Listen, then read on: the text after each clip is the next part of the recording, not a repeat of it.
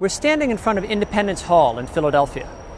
This is where America was born. In 1776, the Continental Congress met here, and Thomas Jefferson drafted the Declaration of Independence. Congress approved it on July 4th, and that was the beginning of the American nation. Of course, that didn't take us all the way to where we are today. After the Declaration came the Revolutionary War, and after that, the Articles of Confederation, our first failed attempt at a national government. And in 1787, delegates from 12 states met again at Independence Hall to propose revisions to the Articles. What emerged, after months of secret deliberation, was the Constitution. I want to ask you something. Yeah. You know, we're constantly being pulled over and harassed and stuff like that. Sure. Do you have a phone number or anything that if, you know, it's kind of a part of what we're dealing with, where Right. you could save that for us or send it to us? Well, I have a YouTube channel. I can send it to you if you have a cell phone or a Facebook account. I can send it to you right away as soon as I create the video. Oh, wow. Yeah. So you have a Facebook account?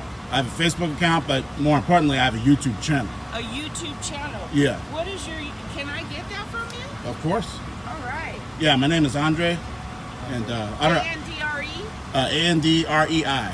Oh, wow. Okay. And so my YouTube channel is 4 words: Horizon City News Service.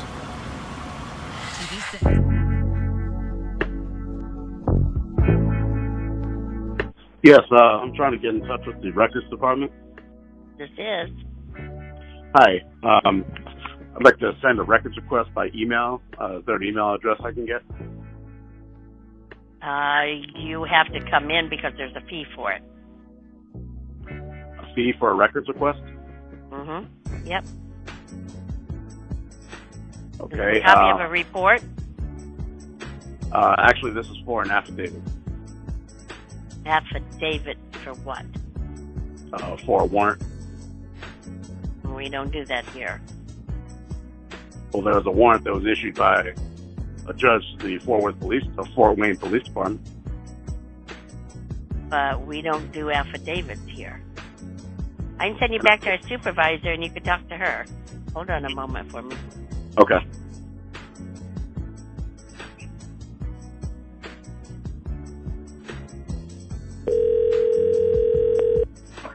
Police records, this is Chris. Can I help you? Yes, I'm trying to get a copy of the probable cause affidavit for a search warrant. Okay, and when did this all take place? Back on September 20th. I have the control number. Okay, well, that's going to have to be subpoenaed. Subpoenaed? I mean, I thought it's already public information. That's not public information. A search warrant? Uh-uh. A search warrant should automatically be public information. And why is that? Well, because when a search It's warrant... part of an investigation, and if a case is considered investigatory, it's not public. Okay, well, I was assuming that this particular search warrant, that there was no further investigation because the search has already been concluded. Okay, what's the case number and who are you? My name is Andre, and I have the control number for this search warrant. Okay, go ahead. All right, 19, S as in Frank, 116017.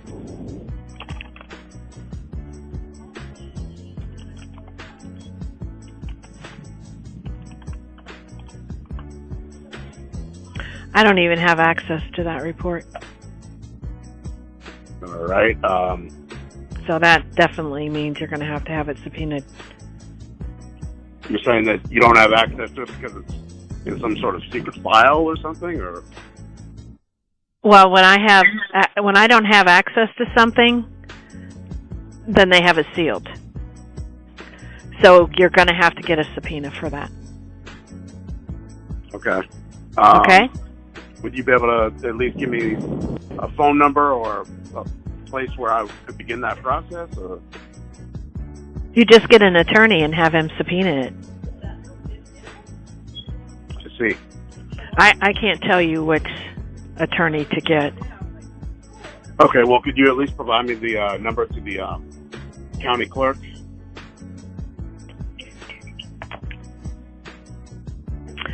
If I can try and find it. This is a city office. Hang on. Okay.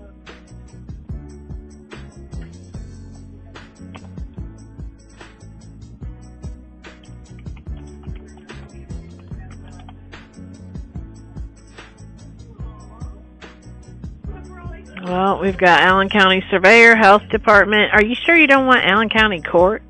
Because if you've already been to court on this, Allen Superior Court is the court I'm referring to. So you want Allen Superior Court, not? Yeah. Is there a clerk for that court? Like, well, it's under Allen Superior. Oh. There's a clerk department. I mean, let's see. Hang on, just a second, okay? Sounds good.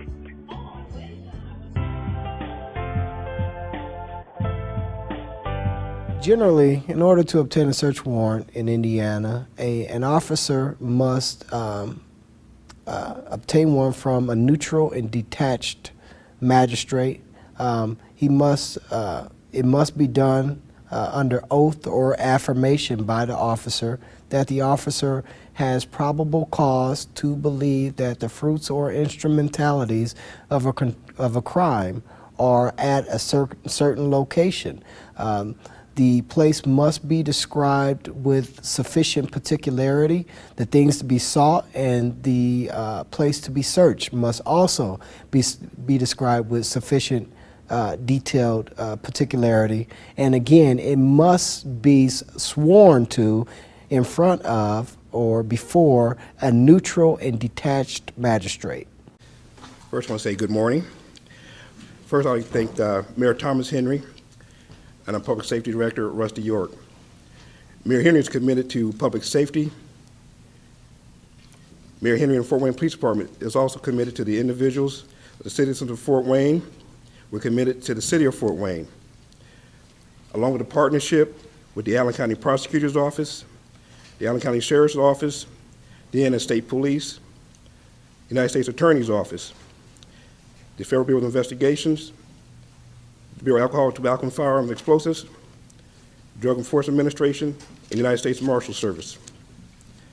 Mayor Henry and the Public Safety Director, Rusty York, and along with these individuals standing behind me, we care about the victims of violence. We care about the families that are affected by this violence. We also care about these individuals who commit this act of violence. But we can no longer accept this behavior and what's being done to the city of Fort Wayne. So we have combined our gang unit and our neighborhood response team to form a gang and violent crimes unit.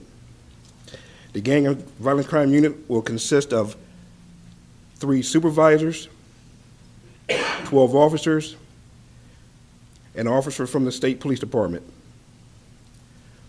We'll work 7 days a week, and we'll focus our attention on the times where crimes are being committed the most. The Fort Wayne Police Department and gang unit will focus on these individuals who are suspected and known gang members. The gang unit will focus their attention also on serious violent criminals in our community. We know who you are. We know who your friends are. We know what type of vehicles you drive. If you continue with this criminal activity, you will become a focus of the Fort Wayne Police Department and these individuals that stand behind me. We also have a contact number that you can call, and you can report criminal activity, drugs, gang, and guns. That number is 427-1262. You can also click on our website, fwpd.org. Click on the website.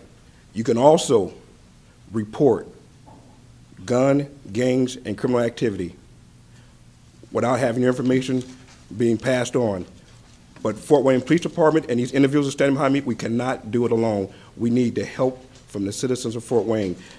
This gang and violent unit is not a catch-all. It's a team effort. We need the community to help us as well. Thank you. Hi, I'm Assistant Chief Steve Reed. I'd like to thank everyone for being here today. There's just a few people I'd like to recognize. This was a cooperative effort, the new Gang and Violent Crimes Unit. I'd like to recognize especially the Indiana State Police, Captain Kopinski and Lieutenant Casto, Allen County Sheriff Ken Freeze, FBI agent in charge Dave Crawford, DEA agent in charge Steve Rabola, the U.S. Marshal Myron Sutton, and resident agent in charge Scott McCart. I also like to recognize our Superior Court criminal judges, Judge Wendy Davis, Judge Fran Gall, and John Surbeck. We appreciate their support, along with Allen County Prosecutor Karen Richards and the U.S. Attorney of the Northern District of Indiana, David Kapp. We'd like to extend our appreciation for their direct involvement and their support to this endeavor. What is your news chat? My news tip deals with some procedures at the Allen County, Indiana courthouse regarding documentation and my inability to. Yeah, I'm trying to get some documents from them that I feel should be public, and they're playing basically games. Okay. I guess I could go into more detail. I didn't want to overload you with too much information, but that's where I could start with that. Well, and you're telling us because you think that we might want to write about the idea that they aren't giving out public records to the public? Is that what you have in mind? Well, what you just mentioned in and of itself would be a controversy right there, but also the fact that I feel that the reason they're doing what they're doing is because they're trying to conceal something else that's happening. What is I'm trying to get you to the right people here before you have to tell this story two or three times. What is the topic that you're talking about? Where is this going to be going? Well, this deals with a criminal case in Fort Wayne, Indiana. And okay. All I was trying to obtain was a copy of the probable cause affidavit for a search warrant, and it's turned into this big circus where that's a public record. That's what I thought, but apparently not. Well, we get them all the time. That's what we do. Let me do this. I'm sorry I can't transfer you from this line, but let me give you the name and telephone number of someone who may be able to help you with this, or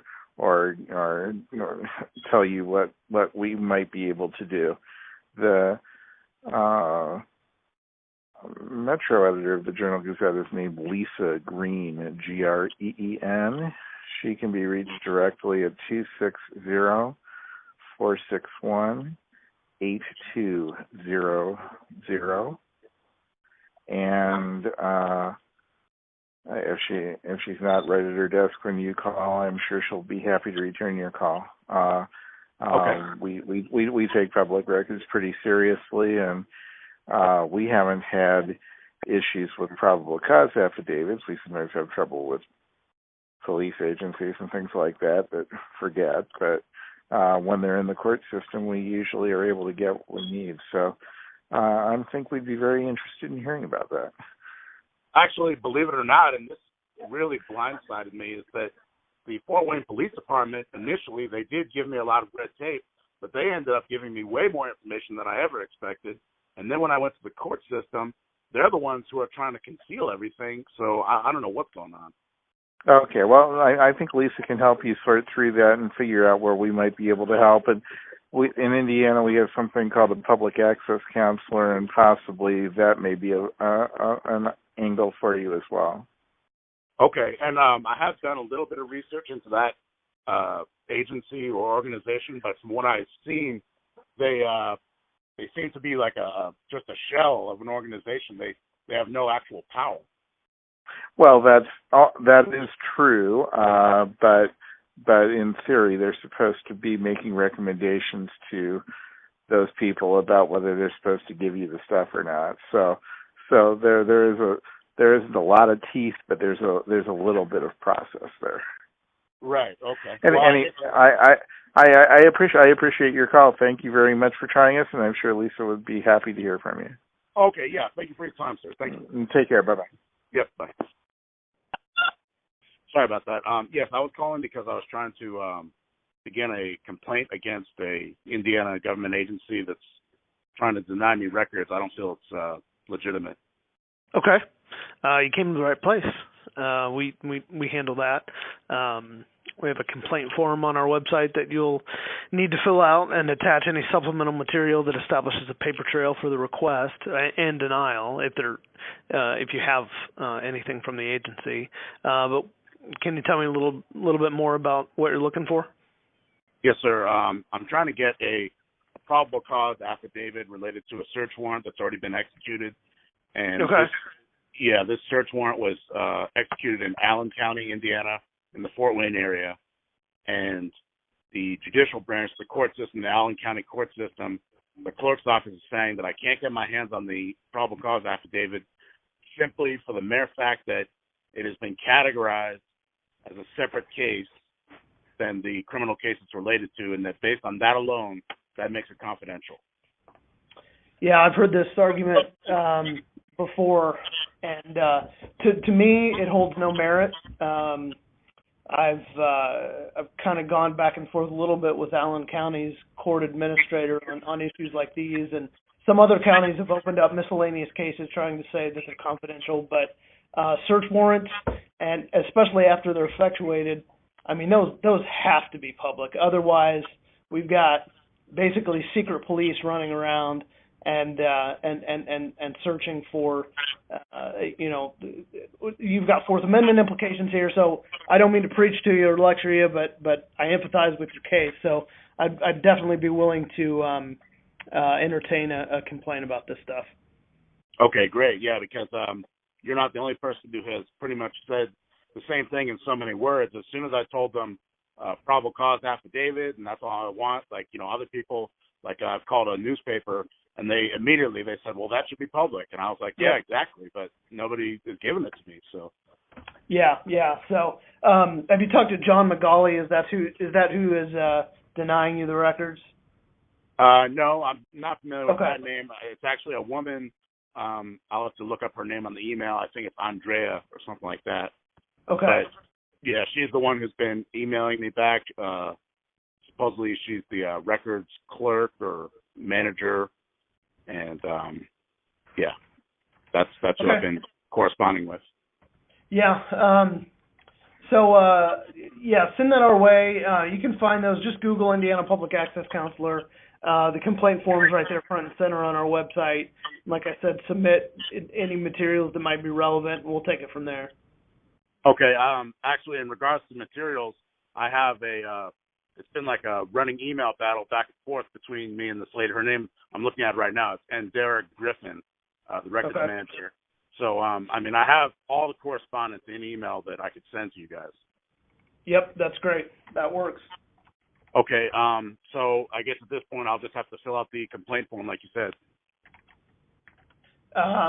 Yeah, and then send it our way. You can email it, fax it, or send it by U.S. mail, and like I said, we'll take it from there. We have to get a response from Fort Wayne, the judicial branch up there, and then we'll take it from there. Okay. Well, thank you so much for taking my call, Mr. Britt, and I'll be in touch. Sure, no problem. Take care. Yep. Goodbye. Video of the arrest was posted by Britt on YouTube. He alleges the officers performed an illegal search of his vehicle. Let me talk to him. By the way, this is his little brother in the car. How are you doing? And he's a minor. Okay. So yeah, they're standing here. Not doing shit. Arresting him, saying why is he getting arrested? He has probable cause on files, apparently. Was there a warrant for his arrest? I just explained it to you. He had a probable cause on file for his arrest. Are you the arrest? One more time, Oh, I'm gonna write I'm you a sorry. ticket for I'm littering, sorry. I'm right? sorry. It keeps blowing right across my uniform. I'm sorry. Are you the arresting officer? No. So you just pulled up his backup? Yep.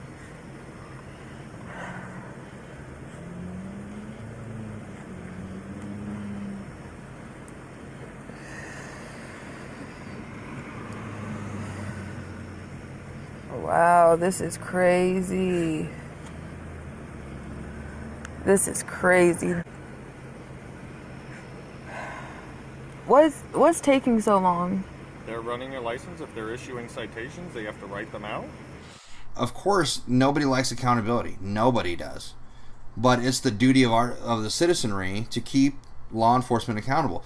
You may be thinking your law enforcement ass head that that's not true, but you're fucking stupid if you think you guys are the only entities that are allowed to investigate you. Like, if you think your own police department is the end-all be-all when it comes to how to discipline you and how to keep you accountable, you're fucking stupid and woefully ignorant.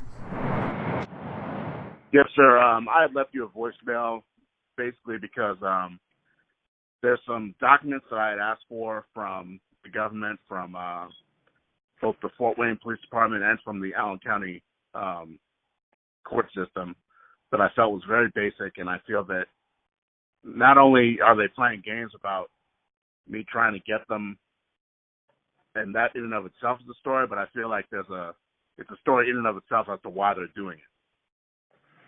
Well, and as I recall, in your voicemail, you said it was an affidavit submitted in connection with a criminal complaint?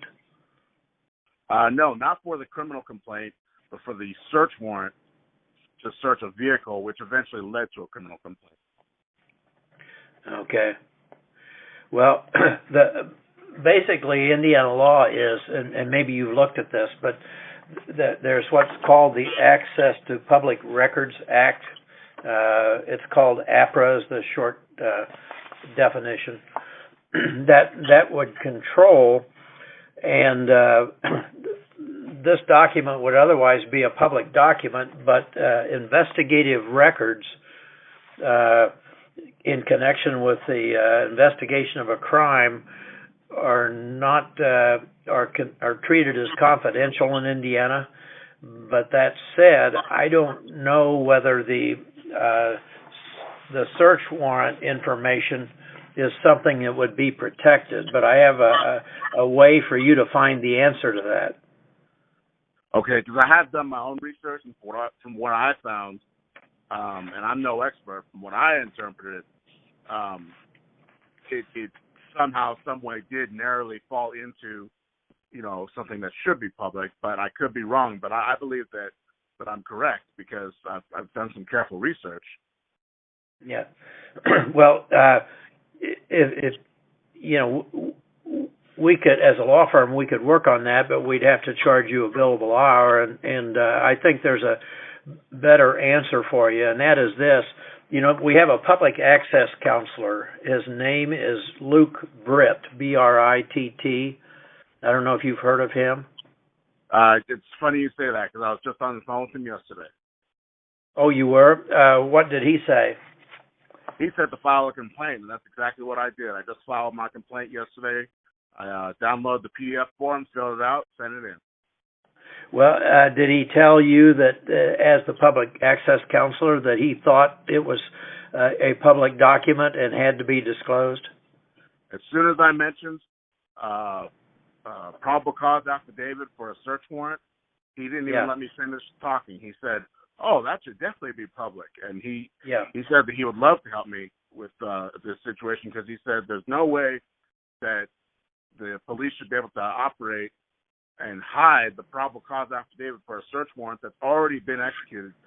Before it's executed is one thing, but this search warrant has already been executed, and the guy has already he's in jail right now. It's not like he's a fugitive on the run.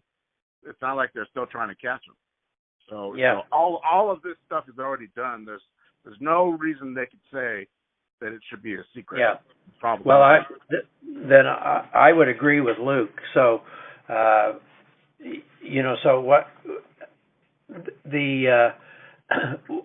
what can happen now is you should be, maybe you already did this in your complaint, but you should advise that you made contact with the PAC, and the PAC said that that this is a public record and there's no exception. It must be disclosed. Did you put that into your complaint? I didn't put those specific words, but for what I did type in there, and I'll send you a copy if you'd like. What I did type in there, it's very brief. They're not going to spend much time reading it. It's literally like 1 or 2 sentences what I put on there, but it covers everything about it, and it basically says that what I just said in so many words. It's a probable cause affidavit, and it's a public document. And did you mention that you had conferred or contacted the public access counselor? No, but the complaint form in and of itself it's inherently self-explanatory because that's what I just filed yesterday. The reason you should you need to advise you need to advise the court.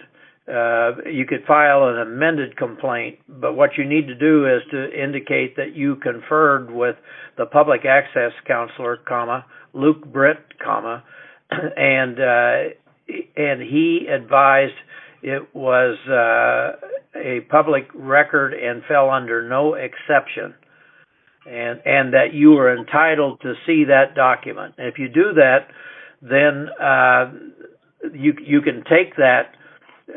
Now you have to serve a copy of the complaint. Who did you serve it on? I served a copy yesterday electronically by email, and Dara Griffin at the Allen County Courthouse Records Management Division. That's the person that it got emailed to at the court system. Well, but who actually refused you the document? Was it the sheriff's office or the who did you go to try to get access? The government agency that's actually stonewalling me is the Allen County court system, the court clerk of the Allen County. Well, now you probably, maybe before you amend what you're saying, or amending your complaint, you had to pay a court cost, right, or a filing fee?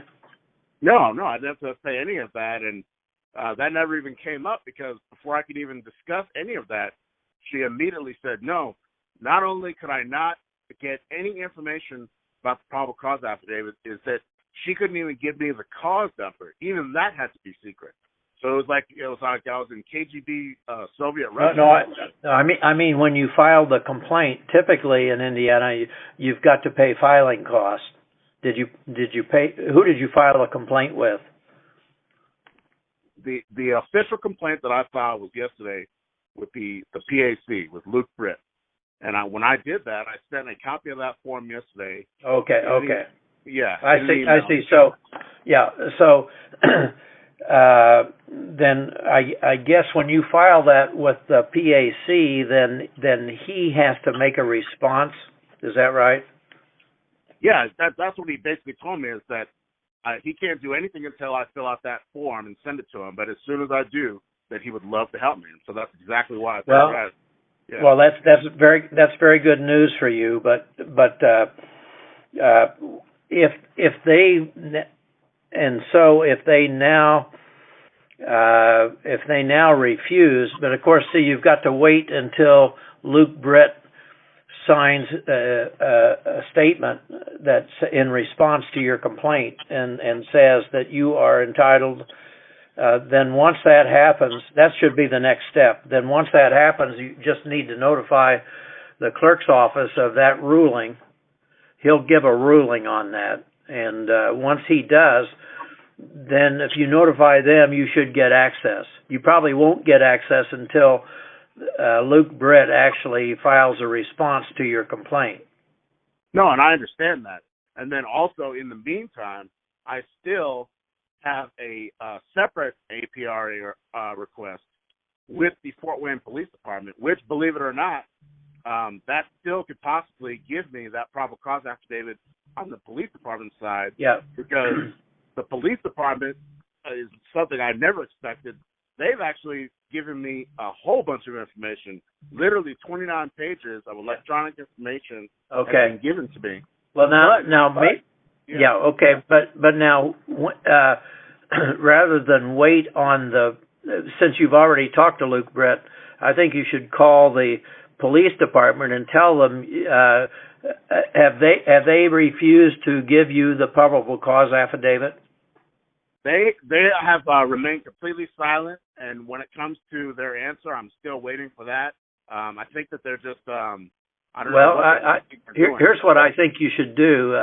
Why don't you call them? They've given you some information anyway. Call them and let them know. Say this is a courtesy call, but I conferred with Luke Britt, the public access counselor. They'll know who that is, and that he stated that the reason you filed your complaint is because he's already informed you that is a document that you're entitled to, and that no exception lies to, there is no confidentiality around that already served search warrant, that probable cause affidavit, so they must give it to you. Now, sometimes an agency will say, well, we're going to wait until we see his response, but they might just go ahead and give it to you. And you could tell them, well, you could check with Luke Britt if you want, but this is based on his suggestion that I file a complaint, and he's already told me that it's clearly a public record and is not deemed confidential. That might go ahead and shake it loose for you from them.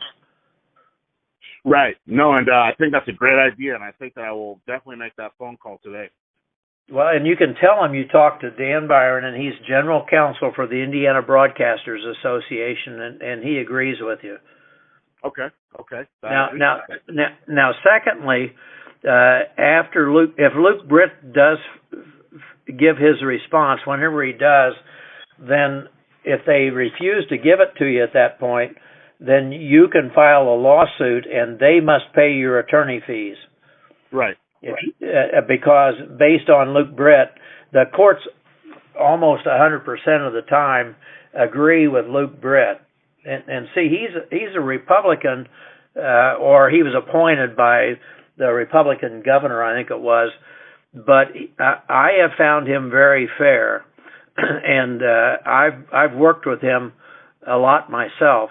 And if he told you to go ahead and submit the complaint, and that he would give a pretty quick ruling, then that tells me that he's on board, and you will get that ruling from him, I'm pretty sure.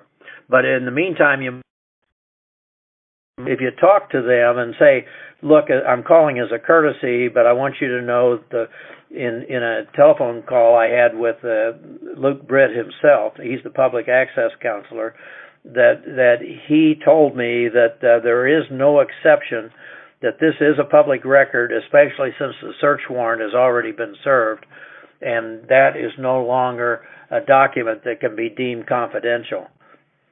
That might just go ahead and shake it loose for you. Exactly, and I hope that that's what happened, and I hope that it's that easy. But another side of me is thinking, I have no proof of this, but I just have this gut feeling that there's a coin flip, that this probable cause affidavit that both you and I are talking and debating about, I'm wondering if it even exists at all. Well, they would have to, in order to get a search warrant. I've never heard of a situation. Well, I mean, I shouldn't. I've never heard of that happening. But on the other hand, in other words, they would have to fake a search. A search warrant can only be issued on the basis of a probable cause affidavit in Indiana. So I have a gut feel that they must. I think what they're trying to do is hide some information that's in the probable cause affidavit, because they don't want this guy, whoever it is, knowing what information they have, which sounds stupid, but I mean that may be the crust of it. But if that was the case, I hate to interrupt, sir, but if that was the case, why would they give me, and I'm talking about a lot of information here, why would they give me 29 pages of information, way more than I ever asked for? They handed me a mountain of information. And then when I dug through all of that, there was no probable cause affidavit, which really led me to believe, I'm like, does this thing even exist? Well, and so that, if you talk to them, you may find that out. I mean, if you call them and say, look, I've already been cleared on this by Luke Britt, and that's why he encouraged me to file the complaint with his office so he could make a ruling. And they may tell you one or two things. They may say, well, we'll wait for the ruling, or they may tell you that it doesn't exist, or they lost it or something. I mean, that it's so odd. The fact that they wouldn't respond, or they gave you all sorts of other information, but they didn't give you that. So you may be right. Maybe they, but I've never seen a search warrant in Indiana issued without a probable cause affidavit. So because a court would have to issue the search warrant. Well, and all these things that you're saying is exactly what went through my mind. That's what's been going through my mind for the past 48 to 72 hours. I'm like, well, but they have to do this. They have to do that. But then I started thinking, well, human nature being what it is, sometimes you have police. And again, I have no proof, but this is what I started thinking. I'm like, well, sometimes you have police that cut corners because they want to get promoted or they want to show off or whatever, you know. Well, as I think about it further, I get your point, and that may be that they're worried that if they admit they didn't have a probable cause affidavit, they could be in big trouble. I mean, because that means they issued the warrant. Have you seen the warrant itself? Well, and here's another thing, and that's where it gets even more. There's another twist to this story. When you say the warrant, I assume you mean the arrest warrant, right? Well, there's two things. There's an arrest warrant, but there's also, I thought you were talking about an actual search warrant. Okay, but, I'm sorry to interrupt, sir. Yes, there is a document which claims to be a search warrant, but that's what really led me on this little egg hunt, this Easter egg hunt that I started, is that the thing that says search warrant, and I got a copy of this from the man who's sitting in jail right now, William Britt. Now, whether he's guilty of these crimes or not is an argument for another day. But I'm focused on the search warrant itself, and the search warrant itself. At the very get-go, when I looked at it, I mean, I'm no lawyer, but I do kind of scrutinize details, and I noticed that there was no signature on it of a police officer. That's one of the first things that drew me to it as kind of suspicious. And then I started. Well, I'm sorry. okay. Go ahead. Well, so did anybody sign the search warrant? There was a signature, but there was no actual typed name. So all it was just scribble, which made it look real suspicious to me. That's what really made me start digging. And then, Well, what kind of crimes is this fellow being accused of? Do you know? Oh, it deals with guns and drugs. They said that they found a bunch of. Yeah, they said they found a bunch of cocaine and ecstasy in a backpack in the trunk, and they found two guns in the glove compartment. But my question is whether they had an actual valid search warrant to access that criminal contraband in that car. Well, and so my next question is when they executed the arrest warrant, was he driving that truck? It was actually a car, and that's where things get a little bit more shady to me, is that when they arrested him, it was not an actual valid arrest warrant. They then created a probable cause affidavit for arrest, which is not an arrest warrant. It's just probable cause to arrest. Yeah, and then they built this big probable cause affidavit. It had a lot of stuff typed in it, don't get me wrong. And it was all based on this supposed search warrant, which supposedly exists. And that based on that search warrant and everything they found, is how they had probable cause to arrest. But there's no Yeah. actual search warrant, probable cause affidavit I can find, and there's definitely no arrest warrant. There's just probable cause. It just basically, to me, it seems like they're fluffing stuff up. Yeah. What does he have a defense lawyer?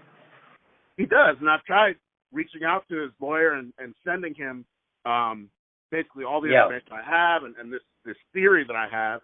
And I got an email yesterday from the secretary telling me to stop emailing them, that I'm basically annoying them. So I said, okay, fine. I don't understand. I mean, you know, that, there's, you know, that it would seem apparent to me, just based on what you've told me, that they don't. I would think the defense lawyer, the first thing he'd want is that information and to defeat, you know, that because anything on an improper search, of course, none of that could be used against him. So the fact that they found guns and they found whatever else, cocaine, all that would, I mean, I don't see how he could be arrested. So, and the judge would have to dismiss the case. But I don't know. It's odd to me that a defense lawyer would say, well, no, quit bothering me, because, you know, and unless he already knows all that and he's already planning to do it, but he hasn't. Has he filed anything in court on the action itself, on the arrest? The lawyer has done nothing. I have not been able to get on the phone with the lawyer directly, only with the secretary. And it wasn't the lawyer that emailed me and told me to stop emailing the law firm. It was his administrative secretary, and she's the one that typed up in big bold capital letters, "Stop emailing me this stuff." And I'm like, all right, fine. You know, I typed that back in so many words. Yeah. And so maybe I'll try reaching out to them again in the future. But I took her email to me as basically coming from the law firm, and I was just shaking my head because I was like, well, I'm no lawyer, but I'm seeing something, a big stinky fish here, and they apparently don't seem to care. And also, I haven't heard very good things from the fiance of the incarcerated man that we're talking about. The fiance said that, and obviously to a lot of people, $1,000 is a lot of money. They said, well, we paid this lawyer. This is what she told me. So, you know, I guess I'll take it with a grain of salt. But she told me that they paid the lawyer $1,000 and that he has never contacted either her or him. He hasn't got to visit William in jail. Basically that he's representing William on paper, but he hasn't done anything for them so far. So I don't know how good of a lawyer this guy is, but that's what she told me. Huh. Well, and this is a lawyer from Fort Wayne? Yes. What's his name? Can you tell me? Yeah. I'll just have to dig it up here because I'm going to deal with a lot of information and names. Hold on.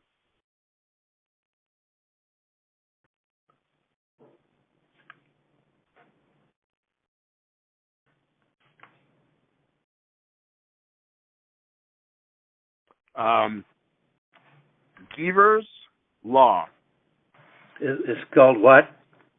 Gevers. Let me look at the exact spelling here. Yeah, spell it out for me. All right.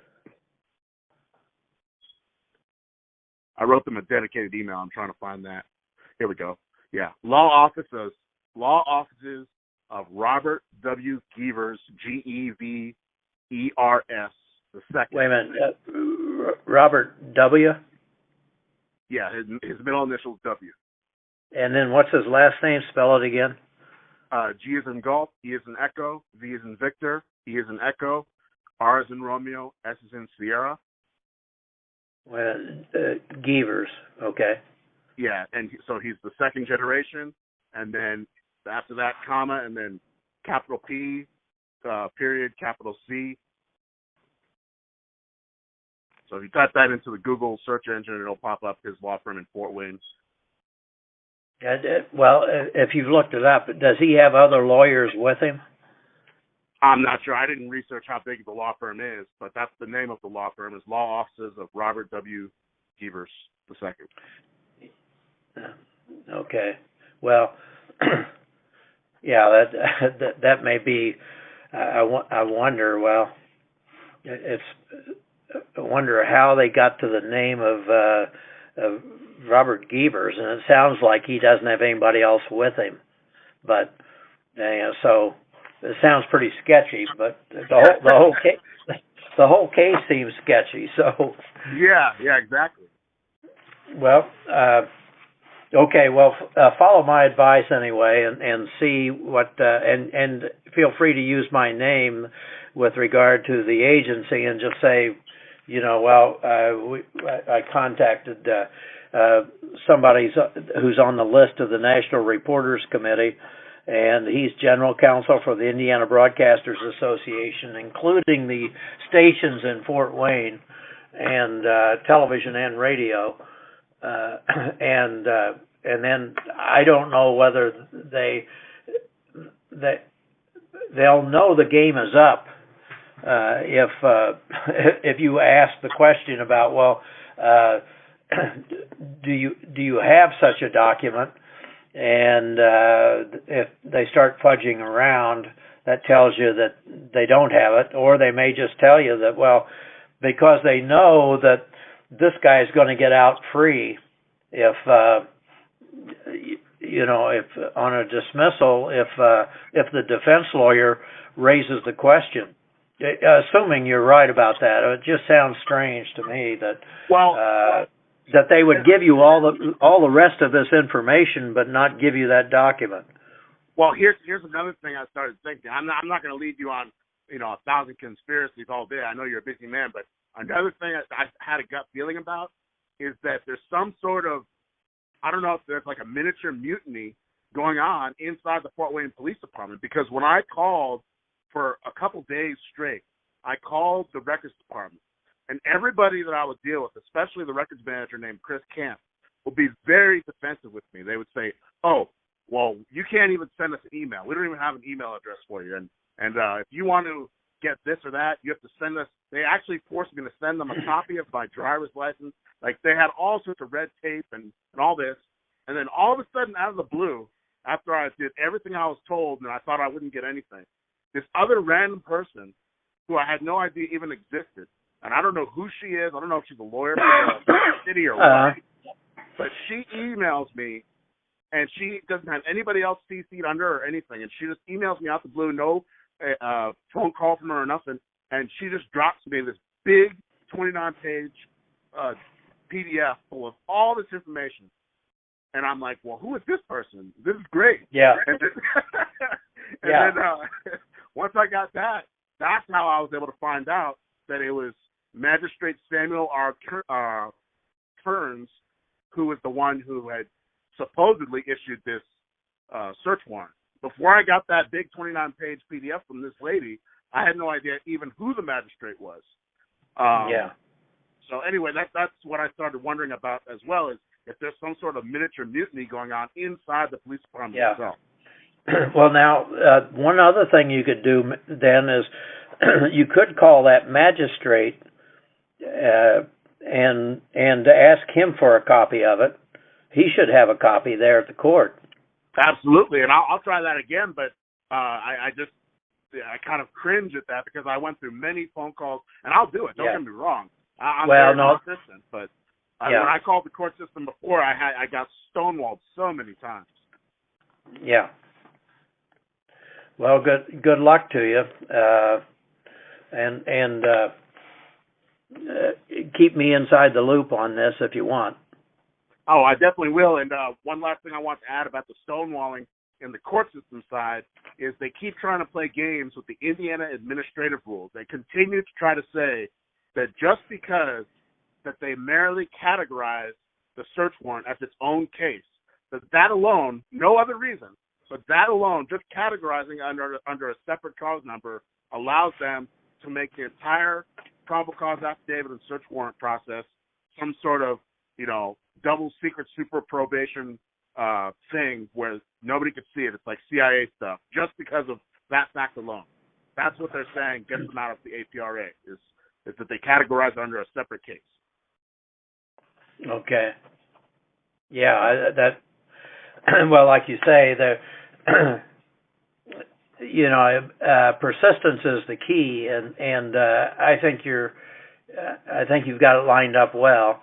And Luke Britt is a good guy, and we who work with him often find him just that way. That he's been around long enough that he knows off the top of his head whether something's accessible or not. So that's what I was going to recommend to you to do, but you've already done it. So I think you're in good shape. Yeah, and I'm really glad I got this phone call from you today. I know you're a busy guy. You got a bunch of things to do, and I'll definitely stay in touch with you. But if you got to go, I understand. But I really appreciate the call today. Okay. Good luck to you. Thank you, sir. Have a great day. Okay. Phone scheduling. This is Michelle. Yes, I'm trying to obtain a particular document related to a search warrant. You need a copy? I need a portion of I need a copy of a portion of the search warrant. I already have half of it. I just need the other half. Okay, you would need to contact our records division. Okay. Is there I guess there's a different, this is the number I got from the city. I'm not familiar with what other number I'd need for the records department. Yep. It's 260-449-7890, and I can transfer you. Oh, that'd be great. Thank you. Okay, hold on one moment. Thank you for calling Clerk of the Court's Records Management Division. For quality purposes, this call may be monitored or recorded.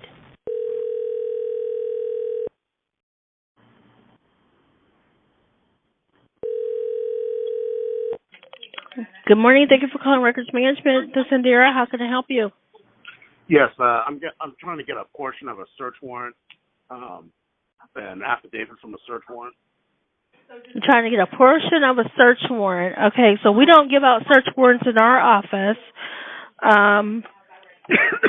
Is it on a felony case or a misdemeanor? I'm not sure if it's felony or misdemeanor, but who are you with? Is it a search warrant against you, or are you with a government office? Who are you with? No, I'm not with anybody. I'm just a member of the public that's trying to obtain a copy of a public record, which is a search warrant. Okay, well, we don't give out search warrants here. You might want to try contacting the prosecuting attorney's office. Well, the search warrant was issued by a magistrate out of this court, right? I have no idea, sir. I mean, I think it's prepared by the prosecuting attorney's office, and then maybe a judge signs off on the search warrant. Is probably how that all plays out. Do you have a case number or something? But before we go any further, just so that everything's crystal clear, a search warrant is always signed by a judge in this country. Well, once again, you've reached the office who doesn't handle that. So I can transfer you to an office that you can talk to in regards to that. Or do you have a case number or anything so we can make sure you get to the right area? All I have is the control number from the Fort Wayne Police Department on the search warrant. I'm going to transfer you. Let me transfer you over to the office that really handles those types of documents, okay? Give me just a second. Okay. Of course, nobody likes accountability. Nobody does. But it's the duty of the citizenry to keep law enforcement accountable. You may be thinking, your law enforcement ass head, that that's not true, but you're fucking stupid if you think you guys are the only entities that are allowed to investigate you. Like, if you think your own police department is the end-all be-all when it comes to how to discipline you and how to keep you accountable, you're fucking stupid and woefully ignorant. Fort Wayne Police. Yes, sir. Is there a supervisor available I could chat with? I'm a police officer. I can try to help you out before you get a supervisor. What's going on? Okay. I had a question about search warrants being used by the Fort Wayne Police Department. And there's a search warrant that I have here, and I just had some questions about it. Okay. I can try to help you. All right. Well, the one that I have here, it was not signed by a police officer. I was wondering, is that policy of the Fort Wayne Police Department to have the police officer sign the search warrant. Were you given the search warrant by a police officer? No, it's actually not a search warrant that was executed on my property. It was somebody else, but it was given to me. Okay. So what's your interest in it if it's not a search warrant based upon your property? Right. I know at first that sounds strange, but my first interest is just the fact that it looks like there's some discrepancies here. I mean, I'm not any lawyer or anything, but just looking at it off the top, it didn't look like... Well, do you know if it was served and officers searched the premise? Yes. No, I do know that it was served. The search has already been conducted. It was actually a search of a vehicle, and that vehicle has been returned to the individual. Okay.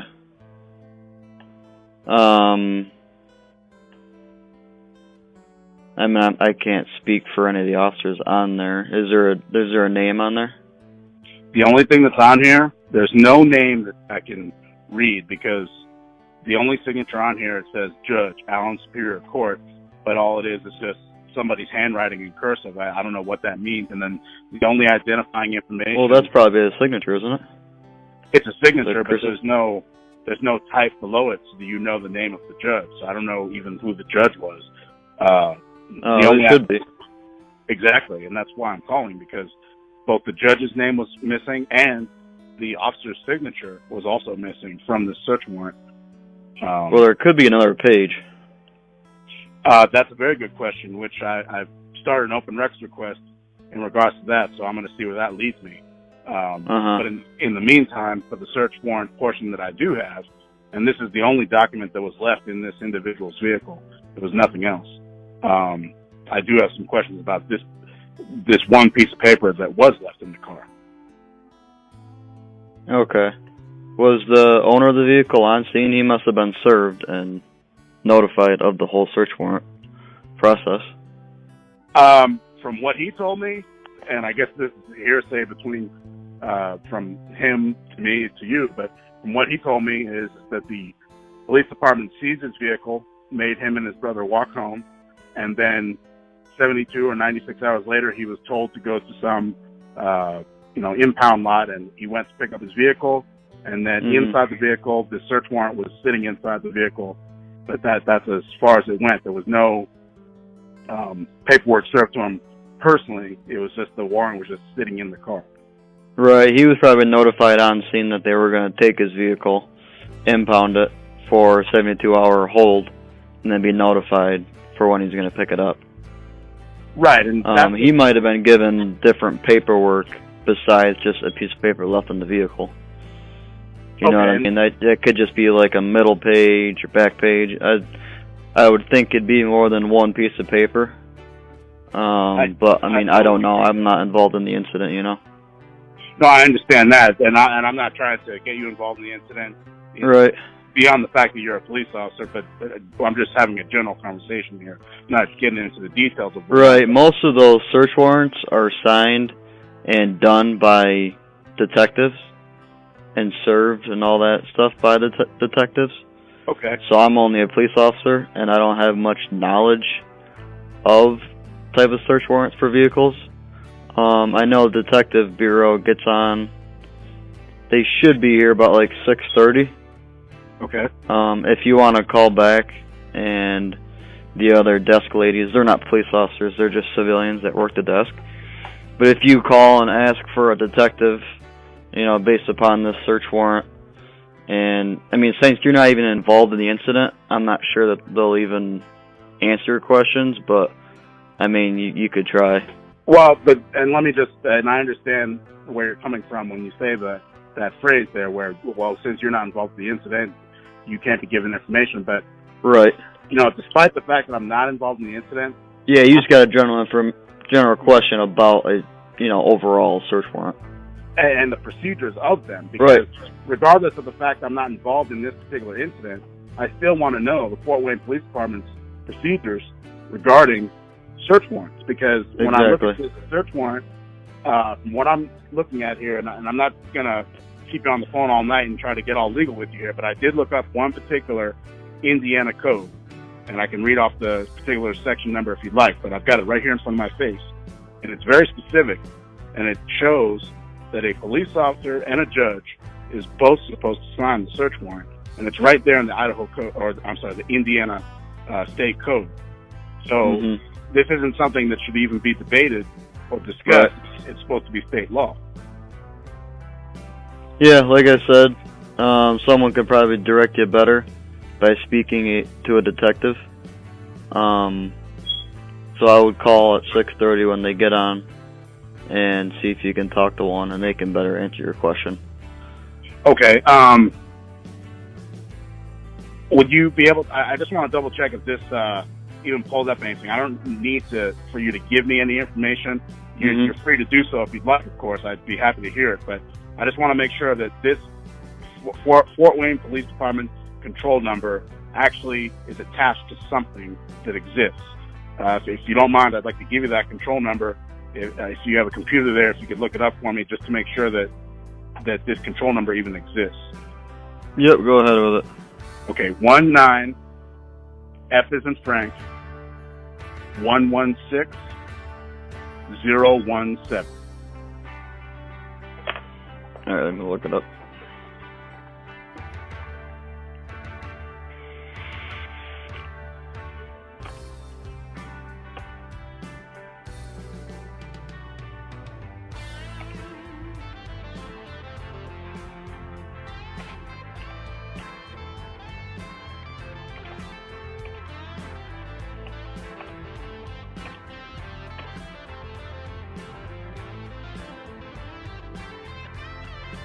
Yeah, I mean, it exists.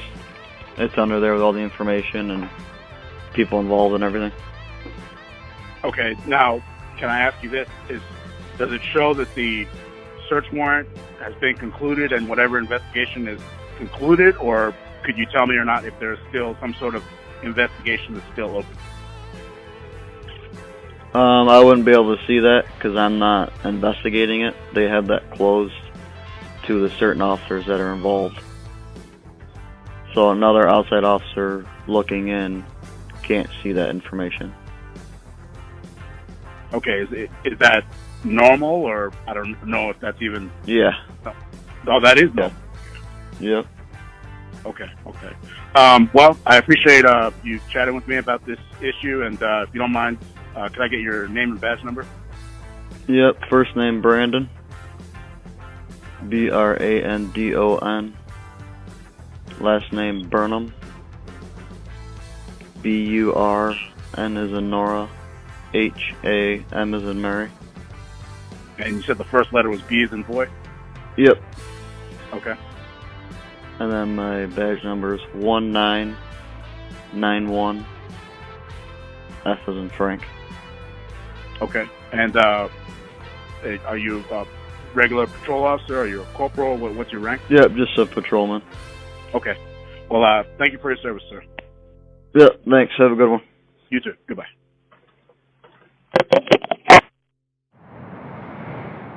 We're standing in front of Independence Hall in Philadelphia. This is where America was born. In 1776, the Continental Congress met here, and Thomas Jefferson drafted the Declaration of Independence. Congress approved it on July 4th, and that was the beginning of the American nation. Of course, that didn't take us all the way to where we are today. After the Declaration came the Revolutionary War, and after that, the Articles of Confederation, our first failed attempt at a national government. And in 1787, delegates from 12 states met again at Independence Hall to propose revisions to the Articles. What emerged, after months of secret deliberation, was the Constitution.